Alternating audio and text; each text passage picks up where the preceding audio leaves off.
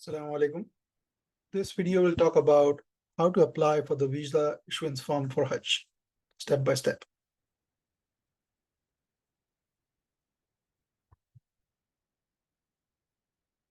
First of all, congratulations, Mabruk, on finally being able to pick a package, book it, and make the payment successfully. Alhamdulillah, you are now one step closer.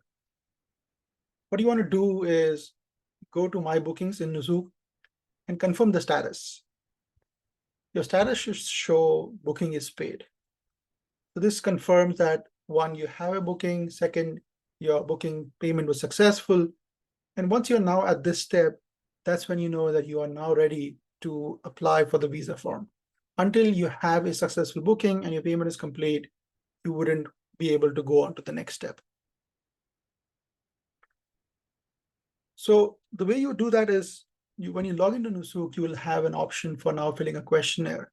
You can also go through this link, and I will include this link in the description. When you go to the link, it will list you and your companions on the same booking. What you need to do is fill out the form for each person by clicking waiting for answer button for next to each person.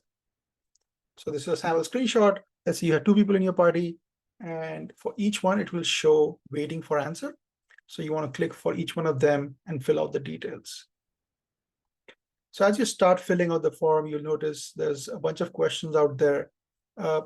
One key thing to note is do not hit save until you are ready and filled out every single thing you need to, because save doesn't actually mean save, it actually submits the form.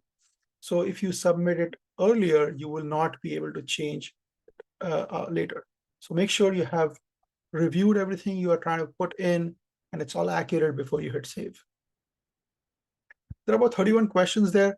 Only the ones that have a red asterisk, like that's the red star next to the name, are the ones that are compulsory. When you fill out the email, use the same one you used to register for Nusuk. And then you enter your profession. And as you can see, these are the ones that have a red star next to the name. So email and profession. If you go to the rest of the form, next is mobile number. So click on the country flag and select your country, enter your phone number in there. Next will be marital status, expected date to enter the kingdom. You will get this information from your booking. So if you have flights included in your booking, you should be able to go to your flight information and see how long your stay is expected to be, when is your flight landing in Saudi, and then use that to fill out the form. Next is, it'll ask you a few different things, whether you're traveling by car. Again, if it's a land, or if you are driving in, you would select that as yes, but you're traveling by flight. If you are traveling internationally, most likely from Nusuk countries, again, use it as applicable. But if you are traveling by flight, the next step is they have to enter the journey number. So first you say whether you're traveling by car or not. The next you say whether you're traveling by flight or not. I mean, if you said yes for travel by flight, it'll ask you to enter the journey number. Now, this journey number doesn't have a formal guidance from Nusuk on, but what most people have been using is the flight number. So in this case, you have the 639. This is the flight that is landing in Medina. If you have the airlines information, you can add that as well.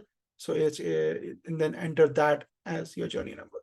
So like I said, there isn't any formal direction from Nusuk. Most people are using their flight numbers as their journey numbers.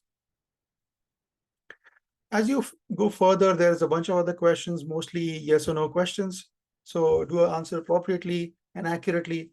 The question were about whether you have opted entry to Kingdom of Saudi Arabia. If you have visited before and you had an entry visa, select yes. And when you do select yes, it'll ask you for some more details. So enter your visa number, your date, and reason for travel. And again, for example, you had Umrah, and then what you can do is refer to your passport for your prior visa information and dates. You might not have to enter every single entry. Probably you want to enter the latest one in there. As you go further in, there is the rest of the form that you need to fill out. Again, these are yes or no questions, so answer appropriately. And then the key question here is, have you taken the vaccines?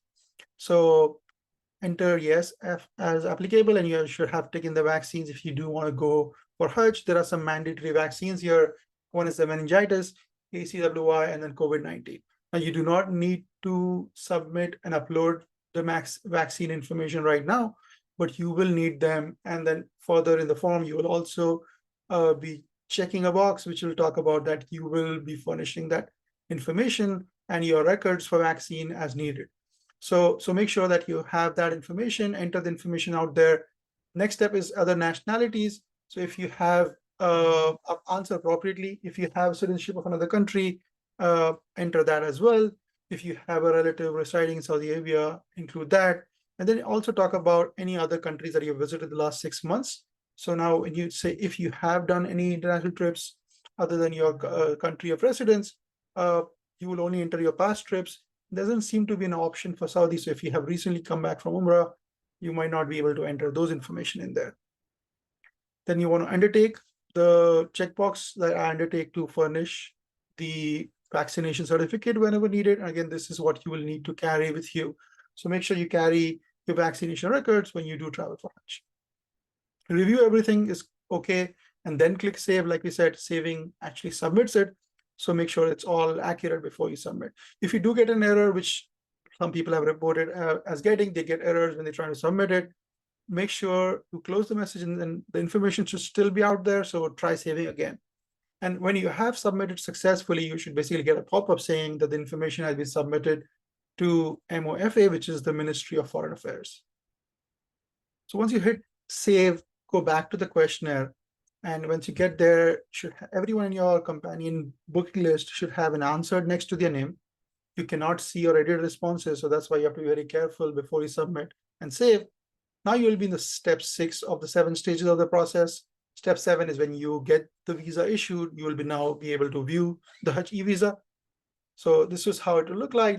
It should say answered next to your names of everyone in your party.